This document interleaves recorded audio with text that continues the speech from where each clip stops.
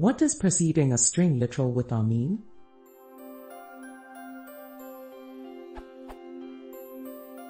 I first saw it used in building regular expressions across multiple lines as a method argument to re.compile, so I assumed that a stands for regex.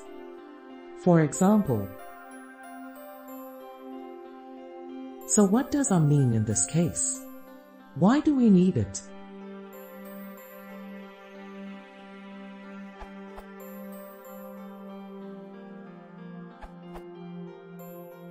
The R means that the string is to be treated as a raw string, which means all escape codes will be ignored.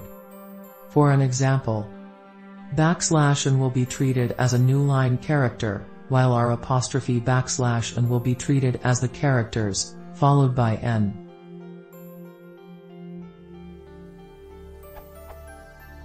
When an R or R prefix is present, a character following a \n is included in the string without change, and all backslashes are left in the string. For example, the string literal R\n consists of two characters, a \n and a lowercase n. String quotes can be escaped with a \, but the \/ remains in the string. For example, R is a valid string literal consisting of two characters, a \/ and a double quote. R is not a valid string literal. Even a raw string cannot end in an odd number of backslashes. Specifically, a raw string cannot end in a single \, since the \/ would escape the following quote character. Note also that a single \/ followed by a new line is interpreted as those two characters as part of the string, not as a line continuation. Source: Python string literals.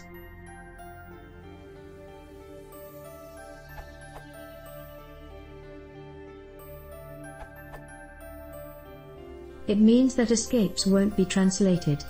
For example, is a string with a \ followed by the letter n. Without the R it would be a new line. B does stand for byte string and is used in Python 3, where strings are Unicode by default. In Python 2.x strings were byte strings by default and you'd use U to indicate Unicode.